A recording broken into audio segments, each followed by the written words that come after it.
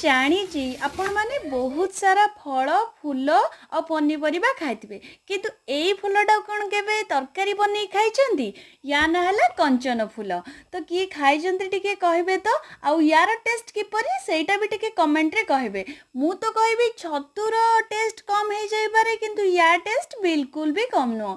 ଆଉ ଏଇ ଫୁଲଟା ନା ମୋର ଏତେ ପରିମାଣରେ ଫେଭରାଇଟ୍ କହିବାର କଥା ନାହିଁ। ତ ଯେତିକି ତରକାରୀ ହେଇଥିଲା ମୋ ଇଚ୍ଛା ହଉଥିଲା ସବୁ ମୁଁ ଖାଇନେବି କିନ୍ତୁ ସେଇଟା ତ ହେଇପାରିବନି, ଅନ୍ୟମାନେ ଖାଇବେ। ତ ଦେଖନ୍ତୁ ଆଜି ଆମ ଘରେ କଞ୍ଚନ ଫୁଲ ଆଳୁ ତରକାରୀଟା କିପରି ଭାବରେ ପ୍ରିପେୟାର ହେଲା।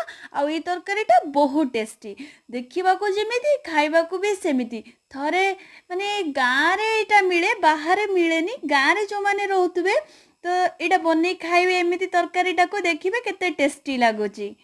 ଆଉ ହଁ, ମୋ ଚ୍ୟାନେଲକୁ ଯଦି ନୂଆ ଆସିଛନ୍ତି ସବସ୍କ୍ରାଇବ୍ କରିବେ ଆଉ ଲାଇକ୍ ସେୟାର କରିବାକୁ ଭୁଲିବେନି।